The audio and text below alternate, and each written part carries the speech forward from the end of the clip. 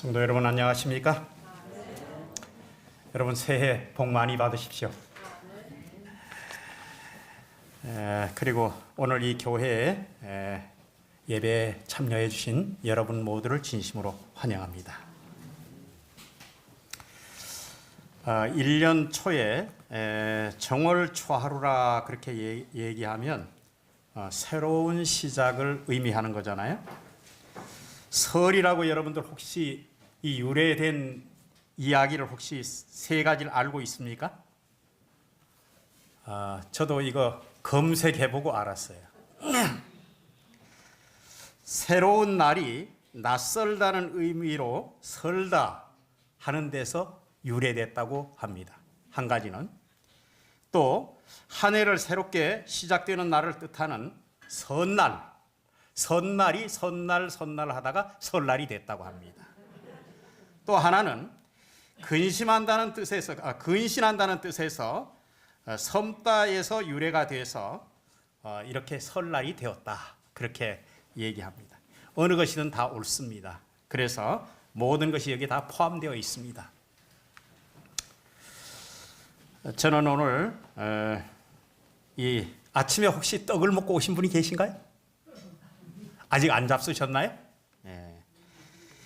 축제 절기에는 떡이 있습니다. 특별한 날에 특별한 기념으로 떡을 해서 우리가 먹고 그렇게 그런 풍습이 있어서 설 명절에도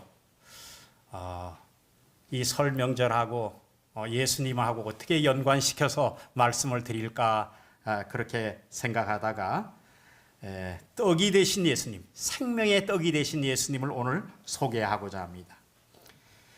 그분의 약속과 그분의 변함없는 보호하심과 그분의 사랑과 이런 것을 우리가 함께 찾아보면서 우리가 하나님의 사랑을 나누면 좋겠습니다. 하나님의 말씀을 보겠습니다. 요한복음 6장 47절부터 있는 말씀입니다. 제가 봉독하겠습니다. 진실로 진실로 너희에게 이르노니 믿는 자는 영생을 가졌나니 내가 곧 생명의 떡이로라. 너희 조상들은 광야에서 만나를 먹었어도 죽었거니와 이는 하늘로서 내려오는 떡이니 사람으로 하여금 먹고 죽지 아니하게 하는 것이니라. 나는 하늘로서 내려온 산 떡이니 사람이 이 떡을 먹으면 영생하리라. 나의 줄 떡은 곧 세상의 생명을 위한 내 살이로라 하시니라. 이러므로 유대인들이 서로 다투어 가로되 이 사람이 어찌 능히 제 살을 우리에게 주어 먹게 하겠느냐. 예수께서 이르시되 내가 진실로 진실로 너희에게 이르노니 인자의 살을 먹지 아니하고 인자의 피를 마시지 아니하면 너희 속에 생명이 없느니라. 내 살을 먹고 내 피를 마시는 자는 영생을 가졌고 마지막 날에 내가 그를 다시 살리리니 내 살은 참된 양식이요 내 피는 참된 음료로다. 내 살을 먹고 내 피를 마시는 자는 내 안에 거하고 나도 그 안에 거하나니 살아계신 아버지께서 나를 보내심에 내가 아버지로 인하여 사는 것 같이 나를 먹는 그 사람도 나를 인하여 살리라. 이것은 하늘로서 내려온 떡이니 조상들이 먹고도 죽은 그것과 같지 아니하여 이 떡을 먹는 자는 영원히 살리라. 네. 여러분 이 요한복음 6장의 내용은 사실은 앞에서 보면 이 유월절에 대한 이야기가 나옵니다. 여러분 유월절은 어떤 날인가요? 이스라엘 백성들이 노예 생활에서 그들이 뭐 받은 날인가요? 구출된 날이에요. 그래서 그것을 기념하는 절기가 이런 종교적인 축제가 유월절이었습니다. 여러분 이때는 피를 문 임방에 바르고 그렇게 해서 보호받는 절기였는데 애굽의 장자들이 모두 다 죽고 그렇게 해서 자기네들은 살아남았음에 대한 기쁨과 그 다음에 자유와 해방의 그런 기쁨으로 여태까지 억압된 그런 생활에서 노임을 받는 그런 아주 기쁜 절기였습니다.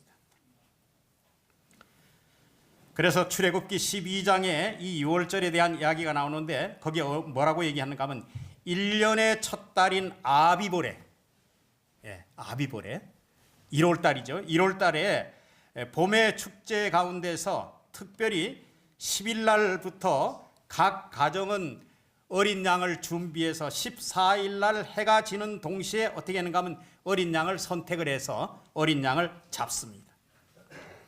잡아서 문 좌우 임방에 바르고 피를 바르고 그 다음에 희생제물을 급히 먹고 도망갈 준비를 그렇게 하면서 그렇게 먹었습니다. 그리고 그때의 떡은 어떤 떡이었는가 하면 누룩을 썩지 아니한 그런 떡을 먹었습니다. 그래서 저는 오늘 만나와 예수님에 대한 이 두 가지 떡에 대해서 공통점을 여러분들에게 말씀을 드리겠습니다. 여러분, 두 개 다 하나님이 주셨습니까? 예, 하늘에서 내려왔습니다. 하늘에서. 유대인들은 그런데 어떻게 생각했나요?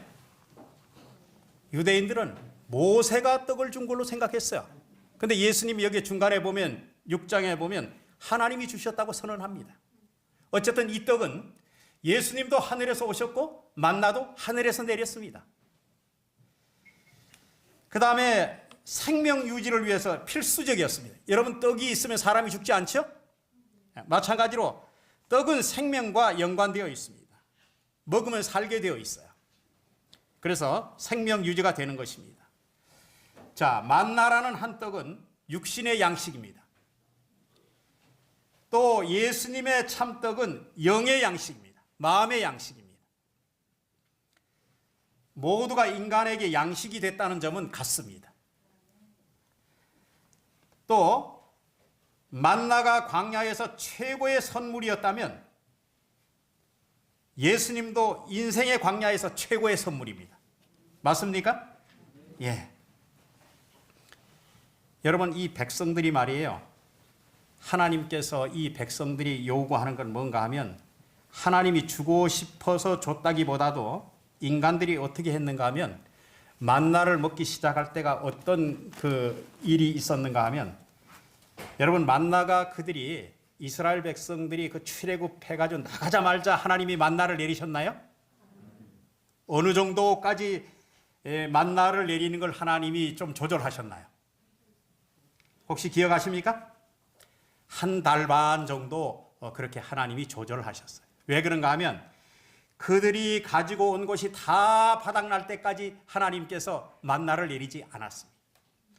그들이 보따리 싸가지고 나오고 먹을 것이 있고 그렇게 해서 다 둘러매고 나와서 한 달 반은 흰 광야까지 한가운데까지 갈 때까지 그들이 먹을 게 있었어요. 그래서 그렇게 더 이상 먹을 것이 없을 때 그들은 어떻게 했는가 하면 인간이 먹을 것이 없을 때 어떻게 지는지 여기에 잘 나옵니다. 여러분, 인간의 힘으로 해결할 수 없을 때 하나님이 어떻게 하셨나요? 예, 만나를 허락하셨습니다. 그들은 어떻게 했는가 하면 양식이 떨어져 갑니다. 그리고 우리가 이 광야에서 어떻게 살아남을 건가? 아마 그런 생각이 들었을 거예요. 그런데 가만히 생각하니까 하나님께 기도하고 구했더라면 얼마나 좋았겠어요. 그런데 여러분, 이 요한복음 6장의 내용을 읽어보면 그들은 하나님께 구하지 않았습니다.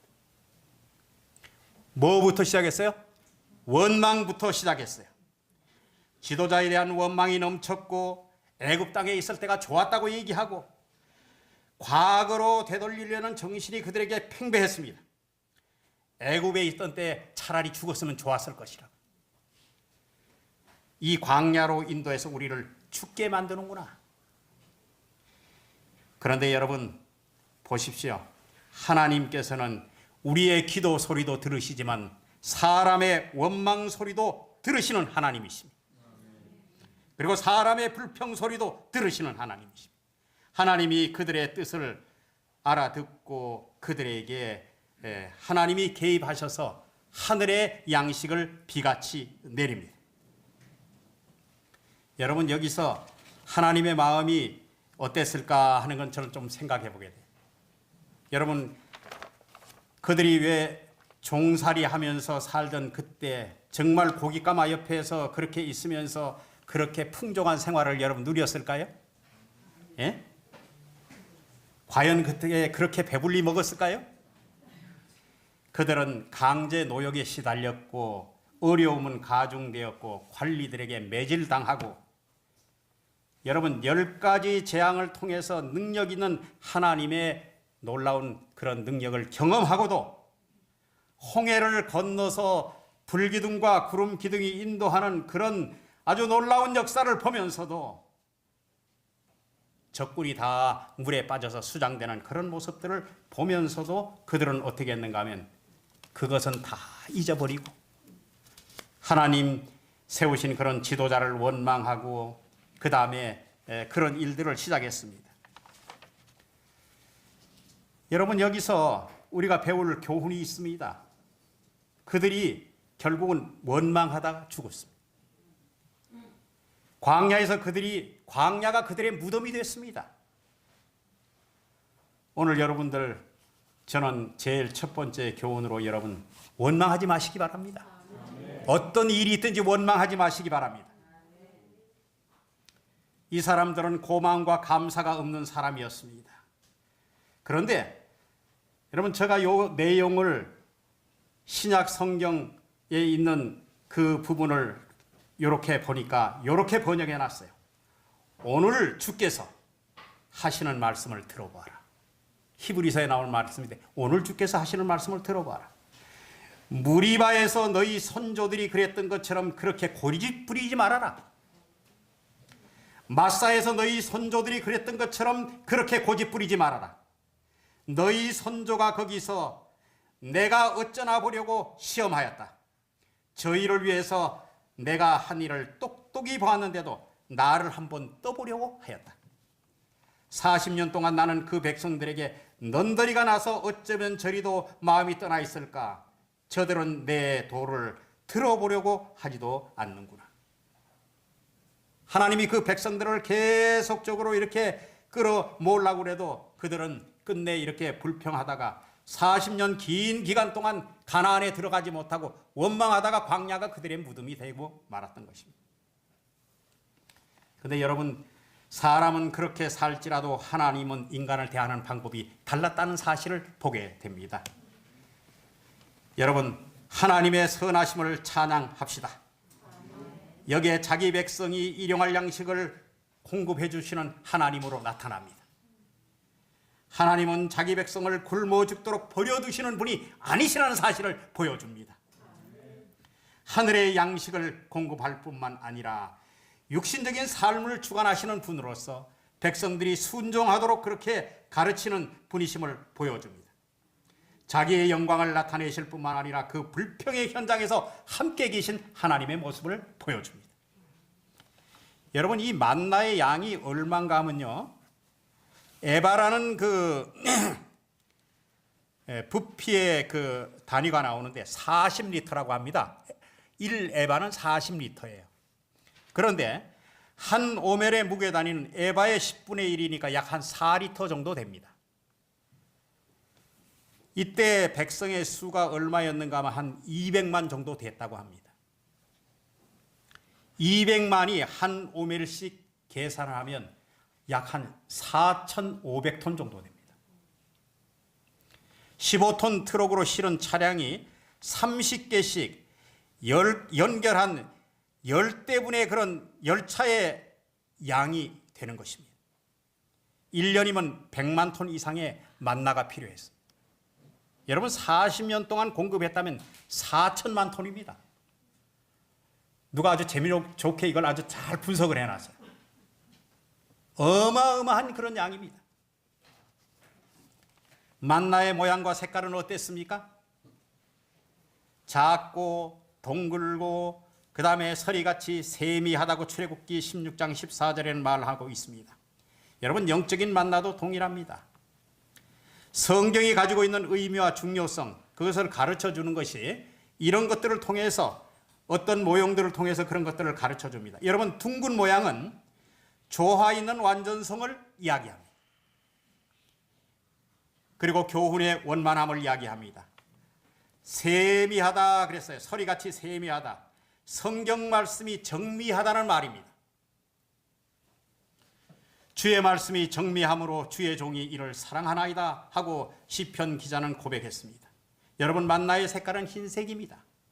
흰색은 순결과 의를 상징합니다. 시편에 이렇게 말씀하고 있습니다. 여호와의 말씀은 순결하며 흑토관 위에 연단한 7번 연단한 뭐 같도다. 이 하나님의 말씀을 이렇게 7번 단련한 것과 같다고 말했습니다. 주의 말씀은 다 순전하다고 얘기했습니다. 하나님의 말씀은 말입니다. 사람에게 도덕적인 순결과 행위의 깨끗함을 가져다 두는 힘이 있습니다. 그래서 청년이 무엇으로 그 행실을 깨끗게 하리까? 주의 말씀으로 삼갈 것이니다. 시편 119편 9절에는 그렇게 얘기하고 있습니다. 여러분, 만나의 색깔이 특별히 흰색인 것은 성경 말씀은 오류와 섞이지 않은 것을 의미합니다. 그 다음에 여러분, 거기서 보면 날마다 아침마다 거두었다. 출애굽기 16장에 보면 날마다 그들이 아침마다 거두었습니다. 일용할 양식을 날마다 거둔 것입니다. 여러분, 그날 거두었습니다. 내일까지 유효하지 않았습니다. 하나님의 말씀은 또한 매일 먹어야 했습니다. 여러분, 요즘에 우리가 이렇게 가만히 보면 건너뛰기식 그런 식습관을 가지고 있습니다. 굶었다가 많이 먹고 또 어떻게 해요? 배가 부르니까 또 그냥 잊었다가 또 나중에 먹고, 그렇게 되면 여러분들 어떻게 되는가 하면 영적인 소화불량에 걸립니다.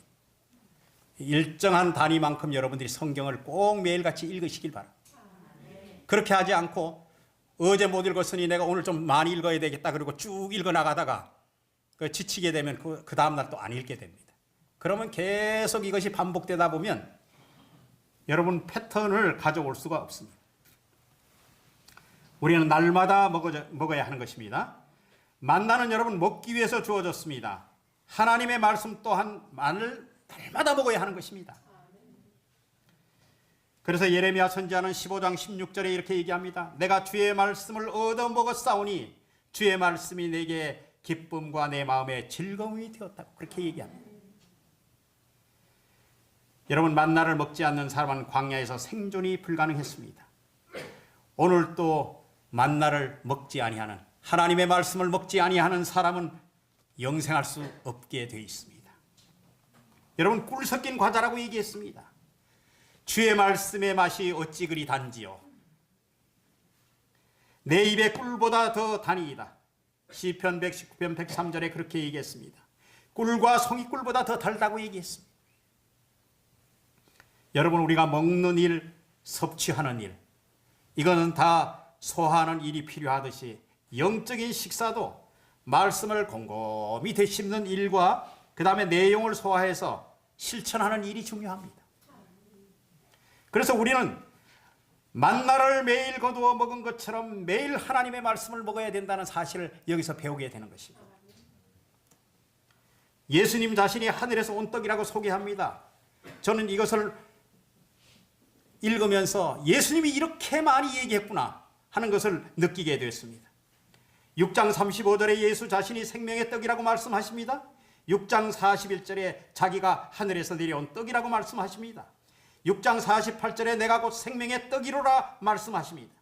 6장 50절에 이는 내가 하늘로서 내려온 떡이니, 6장 51절에 나는 하늘로서 내려온 산 떡이니, 나의 줄 떡은 곧 세상을 위한 나의 살이로다. 6장 51절에 여러분이 6장에는 온통 예수님이 하늘에서 내려온 산 떡임을 이렇게 밝히고 있습니다. 여러분, 과거에 하나님이 거하시는 성소에도 떡이 있었습니다. 그렇습니까? 성소에 들어가면 12개의 떡을 이렇게 올려서 쌓아놨습니다. 그것은 12지파를 상징했지만 그 떡은 예수님 자신을 표상한 것입니다. 그래서 이스라엘 백성들이 매일같이 떡을 먹으며 그 진설병을 먹으며 빛된 생활을 하고 향로에 담긴 향연이 올라가면서 기도의 생활을 하는 그것이 성소에 그렇게 그것이 다 담겨 있었습니다. 여러분, 성만찬 예식에도 함께 하심을 나타냅니다. 여러분 성만찬 예식할 때 여러분 알다시피 보면 떡이 하나입니다. 그런데 그것을 다 이렇게 칼질을 해서 서로 함께 뜯어서 그것을 섭취합니다. 이것은 뭔가 하면 예수님이 우리의 한 몸이시고 예수님으로부터 우리가 한 몸 되신 예수님을 우리가 나눠서 섭취했다. 우리는 공동의 형제라는 뜻이 거기 들어가 있습니다. 그리고 몸을 나누고 섬기며 피와 살을 나눈 형제로 그렇게 생각이 되어지는 것입니다. 여러분 영생하는 방법이 있습니다. 6장에 믿는 자는 영생을 가졌다고 얘기합니다. 6장 47절에 이 떡을 먹으면 영생한다고 얘기합니다. 6장 51절에 인자의 살과 피를 먹는 사람은 영생을 가졌다고 6장 54절에 얘기합니다. 나를 먹는 그 사람은 나를 인하여 살리라고 6장 57절에 얘기합니다. 이 떡을 먹는 자는 영원히 살리라고 6장 58절에 이야기합니다. 이렇게 이런 말이 영이요 생명이라고 6장 63절에는 이야기하고 있습니다. 여러분 예수님 자신이 하늘에서 내려온 산떡이고 예수님이 주시는 떡은 예수님이 세상에 생명을 주는 살이라고 이렇게 말씀하십니다. 예수께서 생명의 떡이 되신과 마찬가지로 떡은 예수님의 살이기 때문에 우리가 살을 먹는다. 그래서 예수님 자신을 먹는 것이 되는 것입니다. 그런데 여러분 내 살과 내 피를 먹지 아니하면 영생이 없다고 이 말을 듣는 유대인들은 어떤 생각을 가졌을까요? 유대인들은 어떤 생각을 가졌을까요? 여러분 피는 하나님께서 뭐 하지 말라고요? 먹지 말라고 구분해 놓으셨잖아요. 그런데 유대인들이 내 살과 내 피를 먹으라고 이렇게 말씀하신 예수님의 그 이야기를 들을 때 어떤 생각을 가졌을까요? 이 양반이 율법도 모르나 그런 생각을 하지 않았겠어요? 여러분 먹고 마신다는 얘기는 완전한 연합을 의미합니다. 우리가 어떻게 살과 피를 마실 수 있을까? 이것은 그리스도의 살과 피를 먹고 마신다는 뜻은 여러분 시대의 소망 가운데 이렇게 표현하고 있습니다. 하나님의 말씀과 깊은 친밀함을 갖는 상징적 표현이다. 말씀을 통하여 우리는 하늘과 교제를 유지하고 참 생명을 가질 수 있다. 히브리 사상의 살과 피는 사람 전체를 의미하는 것이다. 그래서 여러분 혹시 살과 피에 대해서 여러분 그렇게 하면 이건 진실로 우리가 예수님하고 진정한 교제에 의해서 그렇게 우리가 사는 것을 의미하는 것입니다. 아버지의 뜻을 행하는 삶을 예수님께서는 살았습니다. 아버지를 드러내는 삶이죠. 여러분 나를 보내신 이의 뜻을 행하기 위해서 왔다고 6장 39절에 얘기합니다. 내 아버지의 뜻 6장 40절에 아들을 믿는 자에게는 영생을 주신다고 그렇게 말씀하면서 아버지의 뜻을 강조했습니다. 살아계신 아버지께서 나를 보내셨다고 6장 57절에 이야기하고 있습니다. 아버지께서 참떡을 주시나니 하늘에서 참떡을 주시나니 6장 33절에요. 예수님은 언제든지 이 일을 하실 때에 아버지와 동행하고 아버지를 나타내고 아버지에게 영광을 돌렸다는 사실을 보게 됩니다. 그리고 아버지께서 이 모든 것을 이끄셨다고 말씀하고 있습니다. 여러분 아버지께서 내게 주시는 자 다 내게로 온다고 6장 37절에 말씀하고 있습니다. 아버지께서 이끌지 아니하시면 아무도 아버지께 올 수 없다고 6장 44절에 이야기합니다. 아버지께 듣고 배운 사람은 다 내게로 온다고 6장 45절에 얘기합니다. 아버지께서 오게 해주시지 아니하면 아무도 올 수 없다고 6장 65절에 얘기하고 있습니다. 여러분 예수님이 일을 하실 때 아버지와 친밀한 공조를 통하여 구속의 사업을 이루신 것을 우리는 보게 되는 것입니다. 여러분 또 주님은 부활을 약속하셨습니다. 저는 이걸 읽으면서 마음에 아주 격한 감동이 일어났습니다. 여러분 6장 39절에 마지막 날에 내가 다시 살리리라. 6장 40절에 내가 그를 마지막 날에 다시 살리리라. 6장 44절에 그를 내가 마지막 날에 다시 살리리라. 6장 54절에 마지막 날에 내가 그를 다시 살리리라. 여러분이 이것은 우리 주님의 부활을 분명히 약속하셨습니다. 주님이 직접 약속하신 말씀입니다. 예수께 나오는 그들은, 예수를 믿는 그들은, 예수의 살과 피를 먹는 그들은 부활을 약속받은 것입니다. 그런데 저는 한 가지 좀 여기서 살펴봐야 될 중요한 것이 하나 있는데, 우리의 위기라는 사실입니다. 여러분, 출애굽기 16장에도 보면 하나님께서 모세를 통해서 만나를 너희들이 아침까지 남겨두지 말라고 말씀하셨습니다. 그런데 어떤 사람은 만나를 아침까지 남겨둔 사람이 있었습니다. 그랬더니 그 결과가 어떻게 됐어요? 벌레가 나고 냄새가 났습니다. 그런데 하나님께서 안식일 날 또 거두러 나가지 말라고 얘기했는데 거두러 나간 사람이 있었습니다. 헛걸음 쳤을까요? 그런데 여기 6장에도 보면 여러분 6장 36절에 나를 보고도 믿지 아니하는도다. 예수님을 앞에다 놓고도 믿지 아니한다고 그렇게 말씀하고 있습니다. 6장 64절에 너희 중에 나를 믿지 아니하는 자가 있도다. 30절에 보면 당신을 믿기는 하겠는데 표적을 좀 보여주시면 어떻겠습니까? 또 어떤 사람들은 이야기합니다. 그 부모들이 우리에게 있는데, 여기 우리 부모들을, 예수의 부모들을 우리가 잘 알고 있는데 수군거리기 시작합니다. 어떤 사람들은 어찌하여 자기 살을 우리에게 주어 먹게 하겠느냐, 그것이 가능하겠느냐. 어떤 사람들은 어렵도다, 이것을 우리가 누가 들을 수 있겠느냐. 6장 66절에 제자들이 많이 물러갔다고 했습니다. 여러분, 이런 우리의 위기들이 여기 있는 것입니다. 하나님께서 지시하신 것을 지키고 그 다음에 확인하기 위해서 하나님은 출애굽기 20장에 이 원래 우리에게 그 십계명을 주셨지만은 그 전에 안식일이 이미 구별된 날이라는 것을 여기서 가르쳐 주셨습니다. 여섯째 날은 2배를 거두어도 벌레가 나지 않았습니다. 냄새가 나지 않고 보존되었습니다. 그래서 그들이 그날은 그렇게 됐고요. 마음 가운데 이 여섯째 날은 내가 2배를 거두어도 이것이 다 보존되는구나, 그렇게 생각했습니다.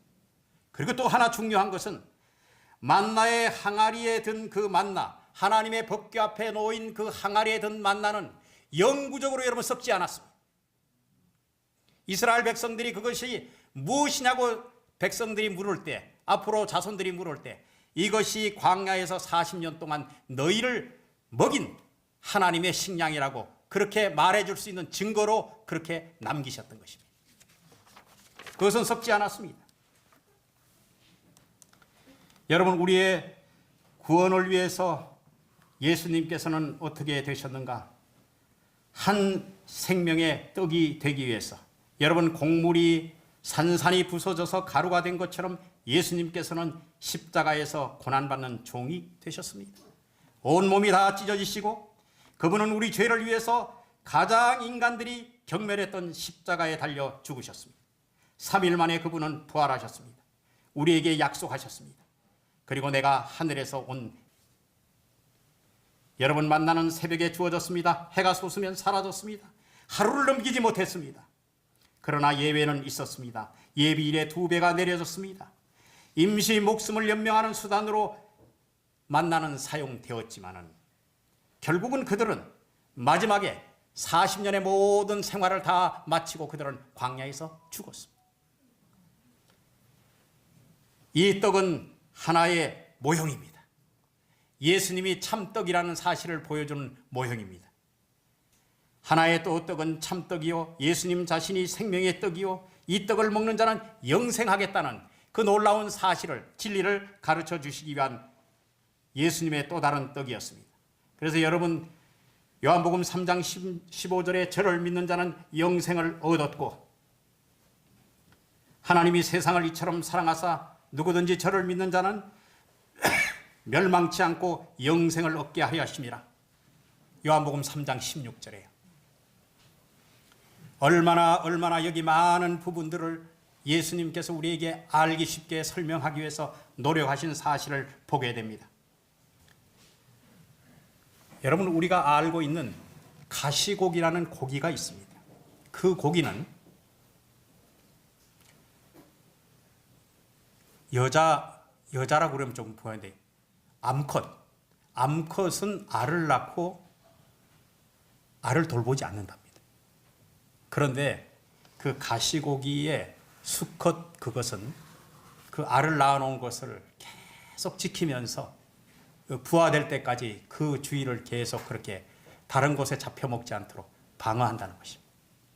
그리고 그렇게 해서 힘이 다 빠질 때 새끼들이 그 아버지 가시고기를 다 뜯어먹고 그렇게 하고 그 새끼들이 자라난다는 것입니다. 사랑하는 여러분들이여, 우리의 구원을 위해서 참 떡이 되신 예수 그리스도께서 모든 것을 다 주시고 모든 것을 다 우리에게 주시고 최고의 선물로 우리에게 참떡이 되신 그 예수 그리스도를 여러분들이 개인의 구주로 영접하시고 그분이 우리에게 영원히 살아계신 하나님의 놀라운 아들이시라는 것을 이 시간에 굳게 믿게 되기를 바랍니다. 그리고 확신하시게 되시길 바랍니다. 그분이 우리에게 영생을 주실 뿐만 아니라 마지막 날에 우리를 살리시겠다고 부활의 약속을 주셨습니다. 그런 하나님의 놀라운 은혜가 여러분들 마음 가운데 영원히 새겨지셔서 참떡이신 생명이신 예수 그리스도를 여러분들이 끝까지 믿고 구원을 얻게 되는 여러분과 저가 되기를 이 시간에 간절히 소망합니다.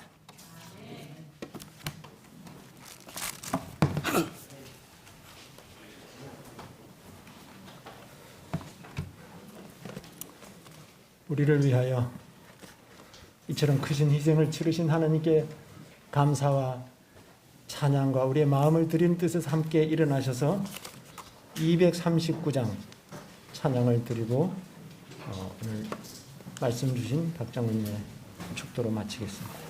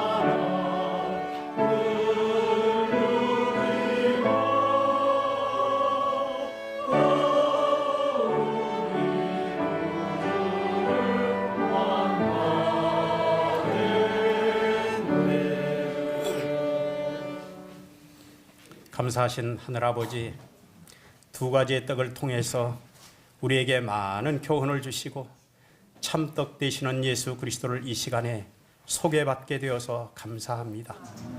아버지 하나님, 우리에게 최고의 선물인 예수 그리스도를 이제 굳게 의지하고 그분의 말씀을 따라 생애할 수 있도록 도와주시옵소서. 어떠한 일이 있더라도 우리의 믿음들이 흔들리지 아니하고 예수님의 말씀 위에 굳건히 서서 그분이 오시는 날 우리를 맞아주시겠다는 놀라운 약속과 함께 우리가 생애하도록 우리의 모든 생애마다 주님 함께 해주셔서 우리의 발걸음을 인도하여 주시옵소서. 하나님의 놀라운 사랑과 예수 그리스도의 은혜와 성령의 교통하심이 이제로부터 영원까지 이 규례교회 성도들 위해 함께 해주시기를 예수 그리스도의 이름으로 축원하옵나이다. 아멘.